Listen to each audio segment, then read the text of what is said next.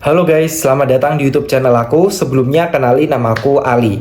Nah, di video kali ini aku bakal share ke kalian tentang berapa sih peluang lolos SNBP tahun 2025 ini, biar teman-teman nanti bisa tahu ya kira-kira peluang lolosnya itu berapa, dan kira-kira teman-teman itu ada kesempatan buat lolos gak sih di SNBP tahun 2025 ini. Nah, buat teman-teman yang penasaran, jangan lupa tonton video ini dari awal sampai akhir. Jangan ada di skip. Jangan lupa juga buat tinggalkan like, comment, share, dan juga subscribe channel YouTube aku, dan bunyi notifikasinya biar teman-teman gak ketinggalan informasi terupdate kalau aku upload video-video terbaru lainnya. Oke teman-teman, langsung aja kita masuk ke pembahasan di video kali ini. Nah, jadi guys, buat teman-teman yang kemarin udah daftar SNBP, wajib banget tahu tentang data-data yang aku sebutin di video kali ini ya. Yaitu untuk data-datanya sebenarnya udah dikasih tahu sama SNPMB sendiri. Kalian juga bisa lihat di official account Instagramnya SNPMB ya. Untuk datanya adalah sebagai berikut ya. Kalian tinggal lihat aja di sini nih. Nah, aku bakal bacain ya. Nah, untuk datanya itu kalian bisa lihat di bagian finalisasi data. Nah, untuk finalisasi datanya itu dibagi menjadi beberapa macam jenis ya, yaitu ada finalisasi untuk jenjang D3, D4, S1. Nah, terus kemudian di situ juga dijelasin untuk pilihan-pilihannya. Pilihan pertama itu berapa yang udah finalisasi di D3, D4 ataupun S1. Terus kemudian ada daya tampungnya juga, D3 berapa, D4 berapa, S1 berapa. Nah, kita bakal breakdown dulu nih ya teman-teman ya. Untuk yang pertama, untuk finalisasi untuk jenjang D3-nya, pilihan pertama itu ada sebanyak 240.500-an orang. Sedangkan pilihan keduanya 34.300-an orang. Jadi kalau kita lihat di sini, sebenarnya kalau teman-teman itu daftar D3 di pilihan pertama, itu teman-teman pasti untuk lolosnya bakal lebih gede peluangnya daripada pilihan kedua. Karena pilihan pertama memang memiliki peluang lolos yang lebih gede, plus yang pilihan pertama ini lebih sedikit yang daftar daripada pilihan kedua ya. Kalian bisa lihat aja sendiri. Pilihan kedua 34 ribuan, pilihan pertama cuma 24 ribuan aja. Terus yang kedua yaitu D4.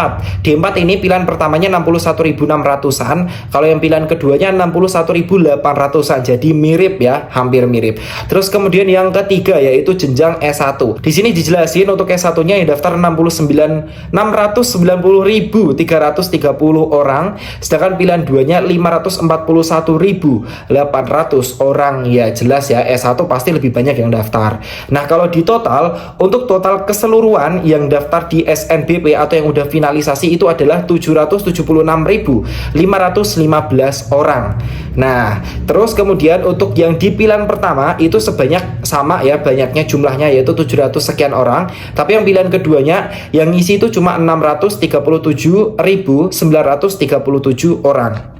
Nah, jadi banyak sekali siswa-siswi di SNBP 2025 ini yang kurang lebih 138 ribuan orang yang daftar di SNBP ini hanya single choice atau cuma milih satu pilihan saja. Nah, hal ini tuh bisa dilihat dari pilihan pertama dan pilihan kedua yang tidak seimbang guys. Yaitu pilihan pertamanya sebanyak 700 sekian ribu orang, pilihan keduanya cuma 600 sekian ribu orang. Jadi kalau dikurangin kan 100.308 orangan kan yang nggak milih pilihan kedua. Jadi mereka itu hanya single choice ya di SNBP 2025 ini.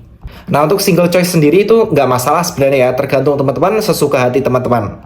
Oke, sebelum masuk ke peluangnya berapa, kita lihat dulu untuk daya tampungnya ya.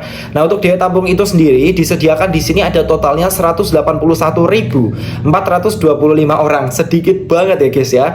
Dengan perincian atau breakdownnya sebagai berikut, yaitu D3 sebanyak 16.150 orang, D4 22.603 orang, S1-nya 142.672 orang. Dengan totalnya berarti 181.425 orang. Nah, ini kita hitung secara umumnya ya, terlepas dari dia itu pilihan pertama maupun pilihan kedua. Jadi di sini kita hitungnya itu berdasarkan jumlah daya tampung dibagi dengan jumlah orang yang daftar di SNBP. Karena SNBP ini itu yang diterima sedikit banget, bahkan peluang lolos secara umumnya sendiri cuma sekitar 23-24% saja.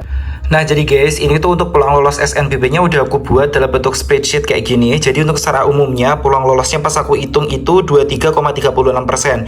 Nah, ini aku hitung dari ini guys, dari jumlah total keseluruhan yaitu 776.515 siswa, dan ini tuh daya tampungnya ini. Jadi 181.425 dibagi dengan jumlah total keseluruhan ya, yaitu 23,36. Nah, ini estimasi untuk peluang lulus secara umumnya ya. Jadi untuk peluang lulus SNBP kali ini tuh sekitar 23%-an. Nah, tapi teman-teman perlu ingat ini cuma estimasi aja, karena daya tampung dengan jumlah yang diterima di SNBP itu biasanya berbeda. Otomatis biasanya atau bisa jadi untuk peluang lolosnya lebih kecil daripada ini. Jadi mungkin untuk peluang lolosnya itu cuma sekitar 23% atau 22% kemungkinan, karena ini daya tampungnya segini dan biasanya yang diterima itu lebih kecil daripada daya tampung. Nah, tapi kalau kita breakdown per jenjangnya itu nanti hasilnya seperti ini teman-teman ya. Ini aku lihat dari jumlah yang daftar ya. Jadi ini tuh aku cari yang paling gede untuk jumlah yang daftarnya gitu. Misal nih 24520 sama 34325. Berarti ini tuh yang daftar kan 34325. Yang paling banyak daftar di D3. Jadi aku bagiin dengan yang ini ya. Daya tampung ini aku bagiin dengan yang ini. Terus kemudian ini juga ya, ini juga gitu ya. Tapi aku cari yang jumlah orangnya paling banyak, karena itu adalah jumlah kurang lebih estimasi jumlah keseluruhan yang daftar di jenjang tersebut. Nah, kalau kita lihat di sini atau kita breakdown, ternyata yang D3 itu peluang lolosnya paling gede estimasinya, yaitu 47,05%, D4 36,57%, S1 20,67%. Jadi otomatis buat teman-teman yang daftar di D3 pasti peluang lolosnya itu lebih gede daripada daftar di D4 atau S1. Yang paling kecil banget ini S1 guys, cuma 20%-an aja. Nah, jadi untuk perkiraan peluang lolos SNBP tahun 2025 seperti itu ya teman-teman ya. Buat teman-teman yang kemarin ngerasa masih pesimis untuk lolos di SNBP atau ternyata strateginya kurang tepat gitu ya, teman-teman bisa sambil belajar SNBT dari sekarang. Dan juga buat teman-teman yang kemarin ngerasa udah optimis, jangan lupa juga sambil belajar SNBP, SNBT, karena tidak ada yang tahu ya teman-teman ya di pengumuman nanti itu kayak gimana. Nah, sebenarnya udah aku pernah buat untuk beberapa macam rekomendasi buku untuk belajar UTBK SNBT. Kalian bisa cek aja di video yang ada di atas ini.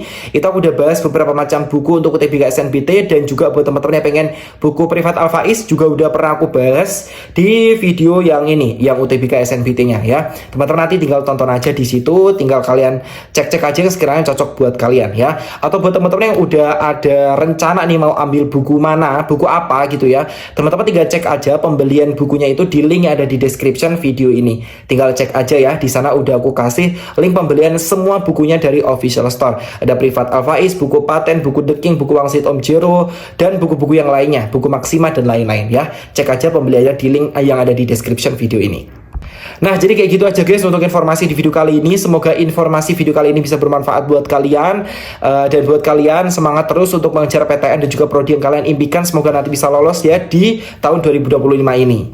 Oke guys, kayak gitu aja dari aku. Kurang lebihnya mohon maaf sekali lagi. Aku ucapin terima kasih buat teman-teman yang udah nonton videonya dari awal sampai akhir. Dan sekian aja videonya. Kurang lebihnya mohon maaf. Semoga bermanfaat buat kalian semuanya. See you next video guys, dan bye-bye.